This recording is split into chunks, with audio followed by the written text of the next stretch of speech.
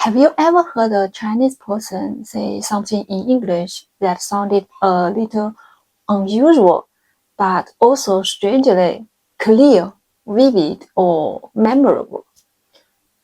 Probably something like long time no see, at all, people mountain, people see, or open the light. Nice. Before we start, I want to ask you something. What English expression have you heard from Chinese speakers that immediately felt very Chinese? If one comes to your mind, leave it in the comments. I'm really curious which example people think of first. Because today, I don't want to laugh at Chinglish. I want to look at it differently. I think a lot of so-called Chinglish is not just wrong English. Very often, it is Chinese logic wearing English words. So in this video, I want to break that down in 4 parts. First, why Chinese often uses actions to express care and attitude. Second, why Chinese often name things through relationships and social position. Third, why Chinese loves turning abstract ideas into images. And fourth, why Chinese sometimes cares more about whether the meanings gets across than whether the sentence is fully formed. If you have studied Chinese or if you have spent time around Chinese speakers, you may have noticed this already. Sometimes the sentence is in English, but the thinking underneath is still Chinese. Let's start with a very everyday example. In Chinese, people often say 慢慢吃, which literally sounds like eat slowly. But if you see eat slowly in English, it can sound a little odd. It might sound like you are correcting someone, like you are eating too fast. But in Chinese, that's usually not the point at all. Very often, 慢慢吃 is not really about the speed of eating. It is about care. It means something more like take your time, enjoy the food, don't rush, relax. And I think that tells us something important. In Chinese, people often do not express emotion in a direct, abstract way. They put the emotion into an action. The same thing happens with expressions like drink more hot water or be careful on the way.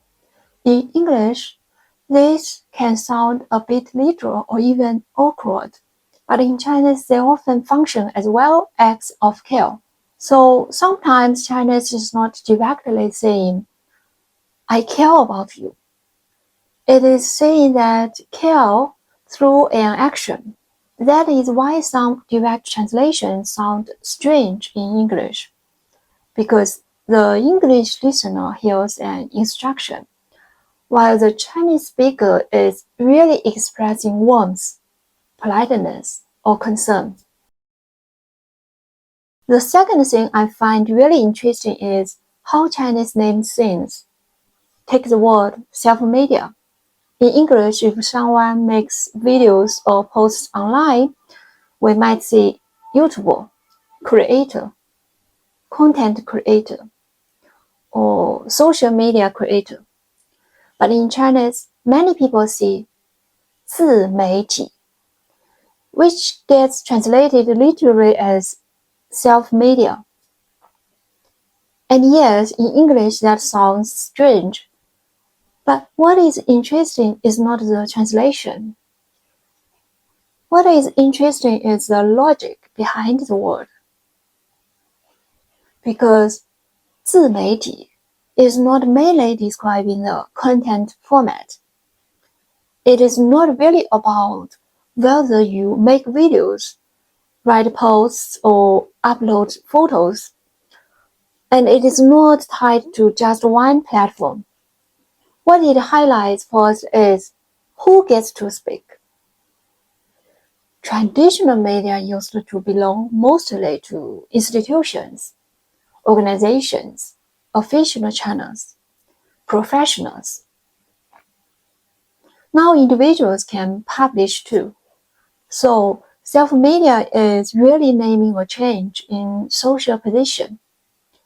And this is not just one isolated example.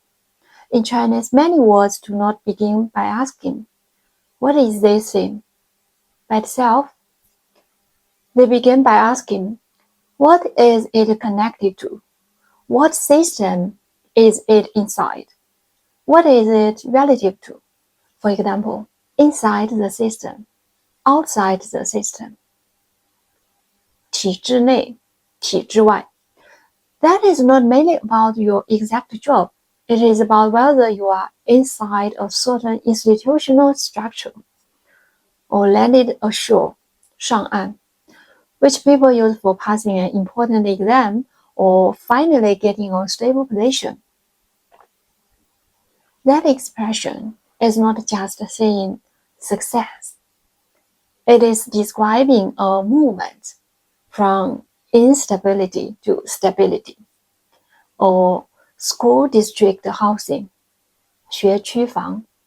That phrase is not merely describing the house itself. It is describing the house through its relationship to educational resources. So a lot of Chinese naming feels relational.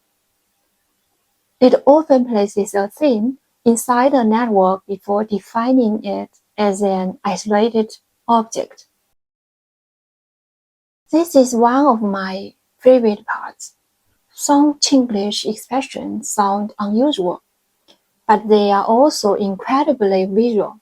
Take this famous one. People mountain, people sea. 人山人海. No native English speakers would say that. They would probably say, it was so crowded, or there was a huge crowd. But even if you hear people mountain, people sea for the first time, you'll probably understand it immediately. Why? Because it does not give you an abstract definition. It gives you a picture. And I think that is one of the most vivid things about Chinese. Chinese often likes to turn abstract experiences into something you can almost see, touch, or feel. Not just many people, but a scene. People like mountains, people like the sea. And this goes far beyond just one phrase. Take another example. Eat bitterness, meaning to endure hardship. Bitterness begins as taste, but Chinese uses that physical sensation to describe life experience. Or I'm stuck. That image of being physically blocked gets extended to work, thought, emotion, and life. So many Chinese expressions do not begin with definitions. They begin with scenes. That is why some Chinglish sounds odd, but also strangely expressive, because what is being translated is not just a meaning, it is imaginary. The first pattern is also very common. Sometimes Chinese speakers say English like this. Tomorrow you have time? In English, the more natural sentence would be, do you have time tomorrow? So why does the first version happen so often? Because in Chinese, this structure feels very natural. You can see, do you have time tomorrow? But in Chinese, the order can feel very information driven. Tomorrow, have time or not. In other words, Chinese often puts the key information out first. And if the meaning is already clear enough, the sentence works. This is important. Because sometimes Chinese does not prioritize full grammatical structure in the same way English does. It prioritizes whether the meaning has already landed. So some Chinglish sentences sound like they are missing something, but they are still easy to understand. That is because Chinese relies heavily on context. Once the main information is there, the listener can fill in the rest. From that point of view, some Chinglish is not just broken grammar. It is Chinese information structure coming through English. The more I think about it, the more I feel that the interesting thing about Chinglish is not that it is bad English. It is that it preserves traces of Chinese thinking. Through these expressions, we can start to notice some very consistent patterns. Chinese often cares deeply about relationships. Chinese often puts feeling into action. Chinese often turns abstract meaning into images. And Chinese often tries to make communication work before making structure perfect. So language is not just vocabulary and grammar. It is also a way of organizing the world. The way we show care, the way we name things, the way we describe pressure, effort, or success. All of that reflects a deeper way of thinking. And that is why I think Chinglish is worth looking at. They were not just as mistakes, but as clues. Clues that show us how one language can still be living quietly inside another. And now I want to ask you again, what English expression from a Chinese speaker made you think? That sounds very Chinese. Or maybe there is one that is not standard English, but still feels surprisingly vivid or easy to understand. Leave it in the comments. I'd really love to see which examples stand out to you.